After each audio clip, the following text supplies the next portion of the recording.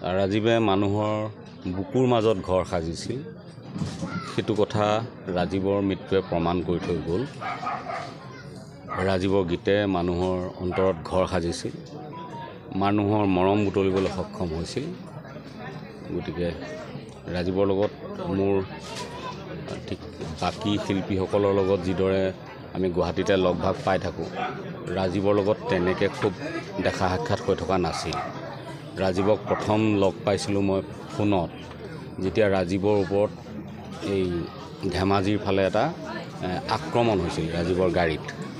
তেতিয়া ৰাজীৱৰ লগত কথা পাতিছিলোঁ, সাহস দিছিলোঁ আৰু প্ৰতিবাদ কৰিছিলোঁ দুৰ্বৃত্তক কৰায়ত্ব কৰিবৰ কাৰণে। সেইটোৱেই প্ৰথম যোগাযোগ। তাৰ পিছৰ পৰা ৰাজীৱে নতুন গীত উলিয়ালে, মোলৈ পঠায়, ককাইদেউ কেনেকুৱা হৈছে। মই মোৰ ফালৰ পৰা ক'ব লগাখিনি তাক কওঁ ভাই হিচাপে। বাকী কা আন্দোলনৰ সময়ত আমি ইজনে সিজনক লগ পাইছিলোঁ বিভিন্ন অনুষ্ঠানত, সেইখিনিয়ে বাকী খা খবৰ লওঁ। গতিকে ৰাজীৱ এজন যোদ্ধা আছিল জাতিটোৰ কাৰণে, এজন প্ৰহৰী আছিল আৰু বীৰৰ দৰে তেওঁ গুচি গ'ল। গতিকে তেখেতৰ যি বিদায়, সেয়া বীৰৰ বিদায়। আৰু বীৰক বিদায় জনাবলৈ মই বুলিয়ে নহয়, অজস্ৰজন আহিছে, গুণমুগ্ধ আহিছে। সামগ্ৰিক পৰিৱেশটো আপোনালোকে নিশ্চয় দেখিছে, কালিৰ পৰিৱেশ দেখিছে, আজিৰ পৰিৱেশ দেখিছে, ছ'চিয়েল মিডিয়াত দেখিছে।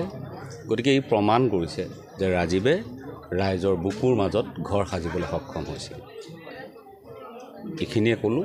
ময়ো ভোগালী বিহুৰ বাবে উজনি অসমলৈ আহিছিলোঁ।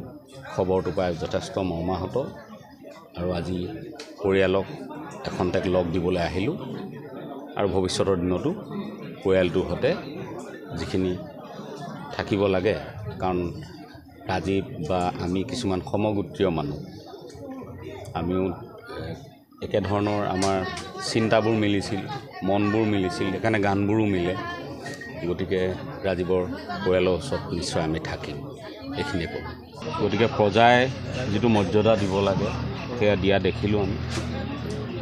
ইমানখিনিৰ পাছতো আশা কৰিছিলোঁ কালি অন্ততঃ ৰজাঘৰৰ ফালৰ পৰা অন্ততঃ ৰাজ্যিক মৰ্যাদাটো তেখেতক দিয়া উচিত আছিল বুলি অনুভৱ কৰোঁ। আৰু মই চৰকাৰলৈ অনুৰোধ জনাম, এইখিনি হয়তো আপোনালোকৰ ভুল থাকি গৈছে। উৰুকাৰ দিনা আছিল, সকলো ব্যস্ত আছিল, কেনেবাকৈ থাকি গ'ল চাগে। কাৰণ গুৱাহাটীৰ শিল্পীসকলৰ ক্ষেত্ৰত যিমানখিনি খবৰ বাতৰি সোনকালে বিয়পি পৰে, এই অসমৰ একদম ইমূৰত আজি শদিয়া। গতিকে হয়তো খবৰবোৰ পোৱাটো কাৰোবাৰ পলম হৈছে। যি কাৰণতে নহওক, ৰাজীৱে ৰাজ্যিক মৰ্যাদাটো পোৱা উচিত আছিল। মই সেইটো অনুভৱ কৰোঁ। সেইখিনি চৰকাৰৰ ভুল হৈছে বুলি মই ভাবোঁ। আৰু বাকী যিসকল শিল্পীৰ ক্ষেত্ৰত পৰিয়াল পৰিজনৰ ভৱিষ্যতৰ কথাটো জড়িত হৈ থাকে, কাৰণ এজন শিল্পীৰ উপাৰ্জনৰ একমাত্ৰ পথ হয়। গতিকে ৰজাঘৰে অকণমান মৰমৰ দৃষ্টিৰে, দয়াৰ দৃষ্টিৰে চাব বুলি অনুৰোধ জনাইছোঁ। কাৰণ ৰাজীৱহঁত সদায় ৰাইজৰ পক্ষত থকা মানুহ, ৰাইজেইটো ৰজা পাতে। গতিকে ৰাইজৰ মৰমৰ আপোন শিল্পী এজনৰ পৰিয়ালটোৰ সৈতে চৰকাৰে অকণমান মৰমৰ দৃষ্টি দিয়ক, সেইটো মই আহ্বান জনাইছোঁ।